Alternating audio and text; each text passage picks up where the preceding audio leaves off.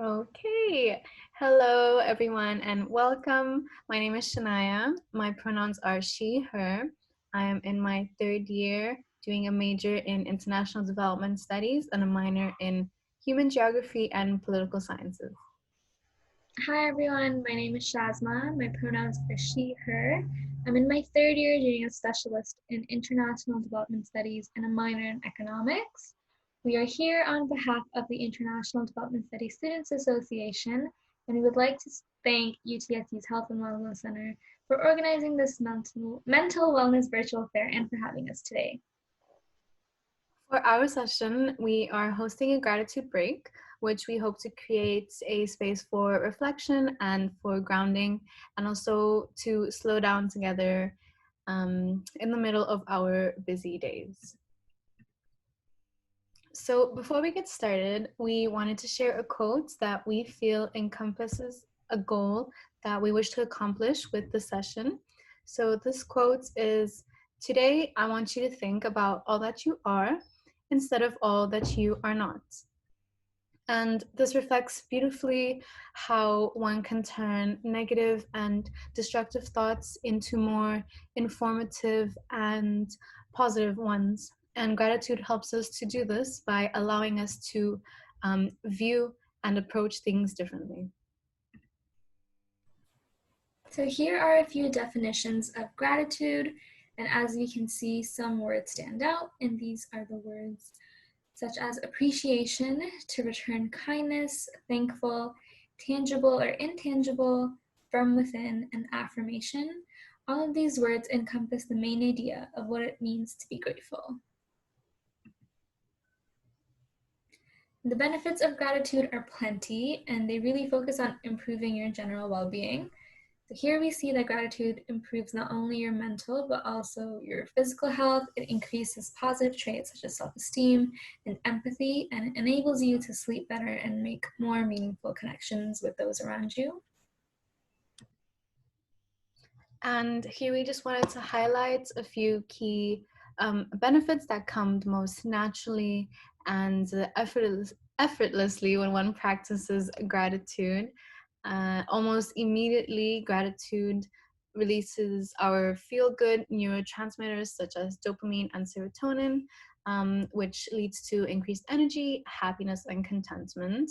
And as a result, we begin to start deflating unwanted and intrusive thoughts. And this relates to our quote at the beginning of the session, where we start to learn how to take a different perspective on things.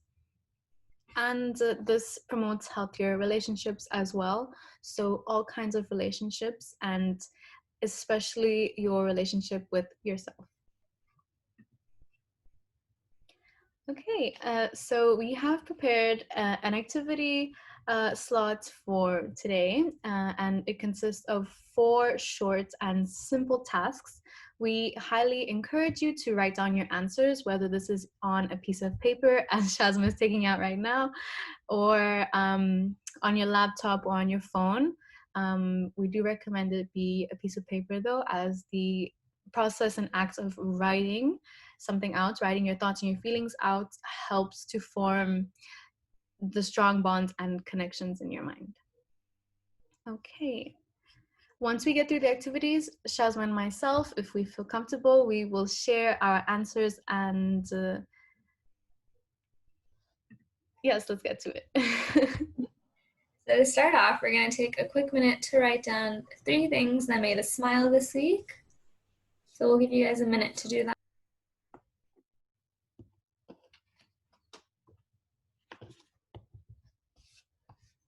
Or maybe they can just pause the video. I can't hear you. We'll just let you guys pause and then we'll move on for now.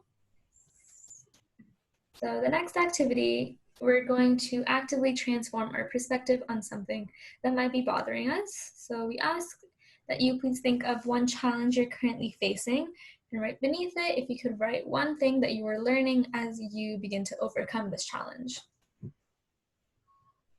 So once again, you guys can take a little pause, write down what you want to write down, and we'll move on.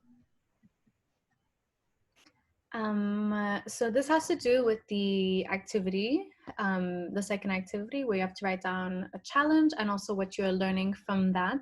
And here we have two posts. The one on the left is titled "The Power of and this technique allows us to acknowledge all different types of things that we may be feeling, whether good or bad, and then give ourselves space to engage in self-validation and affirmations of hope.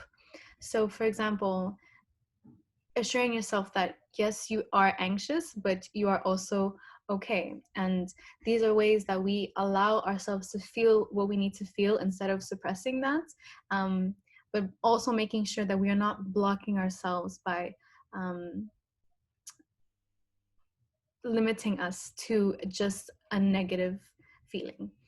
And it is also important to acknowledge toxic positivism.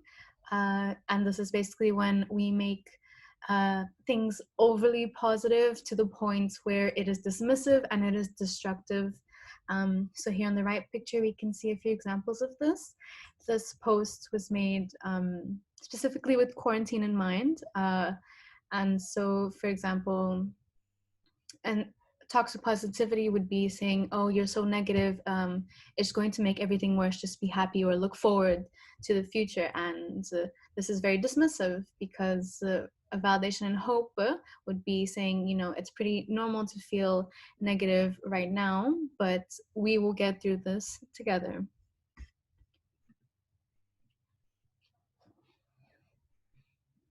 And then for our third activity, we ask that you think about someone that you could check up on, send a quick message to, or show some extra love and support to right now. So if you could write their name down and choose a day or a time, for example, next weekend, that you want to reach out to them. And for our final activity, we ask that you write down something that you are looking forward to.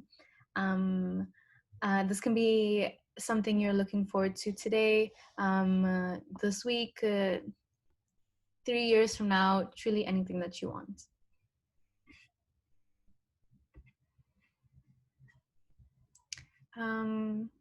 And I guess we can, Shazma and I will share ours that we did earlier, just for a kind of example of some things that you could write.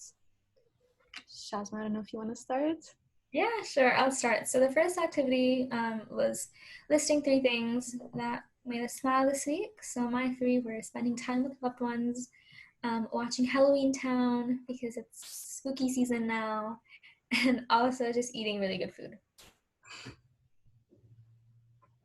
And mine were having a visit from one of my closest friends that lives right next door. My mom greeting me in the morning, as I know she was very tired one day, and good food. The second activity that we did was discussing a challenge we're facing and what we are learning as we overcome it. So mine was feeling confident, or I'm having a hard time feeling confident in my ability to produce quality assignments. But as I'm doing them, I am learning that I'm more than capable of doing my best work.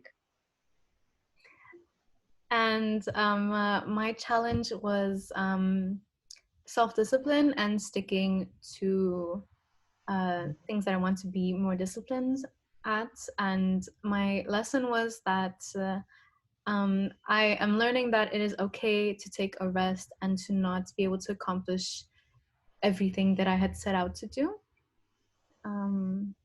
Yeah. Our third activity, we asked you guys to think about someone you could check up on and when you would like to do that. So mine was one of my closest friends. They have been having a hard time just like navigating university. So I think this is a really good time to kind of be like their support system at this time. And my person was my grandmother. I love her. She's my absolute best friend, and this definitely reminded me to check out more on her.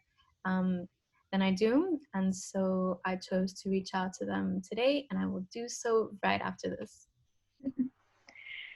And our last one was listing something that we were looking forward to.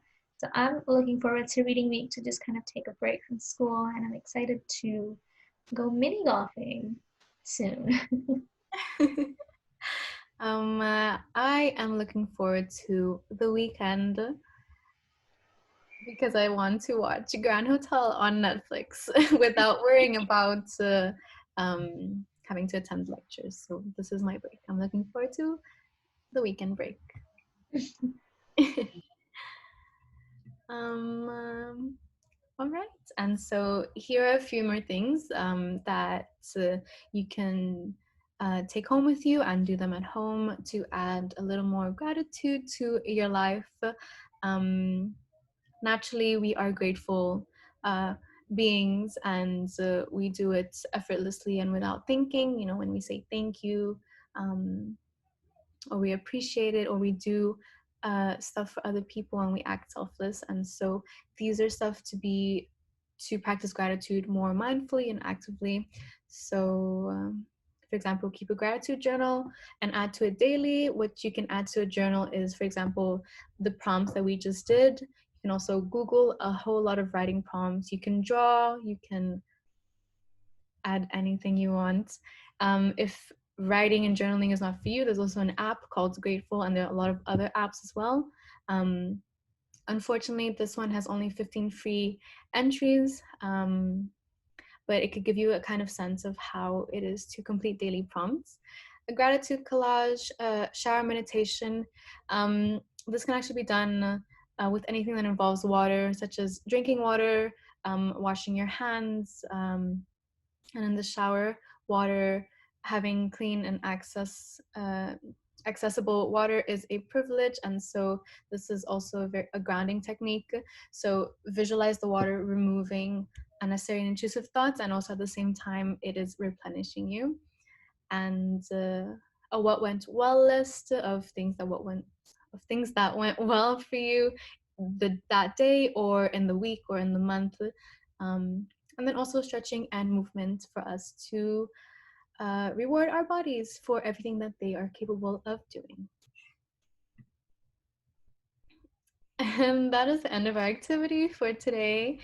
We hope you enjoyed it, and we hope that it brought some sort of clarity and assurance to you. And here are some posts we wanted to share with some of the simple things in life we can be grateful for. This cat on the right says, I don't know where I'm going, but I'm on my way. And we thought this was a perfect place to end off, as a lot of things are very unexpected, and we are very unsure of a lot of things, but at least we are on our way. Thank you so much for joining us today. Thank you guys for joining us today. We wish you a wonderful rest of the week and enjoy your reading week as well. All right. Bye. I'm trying to stop this recording.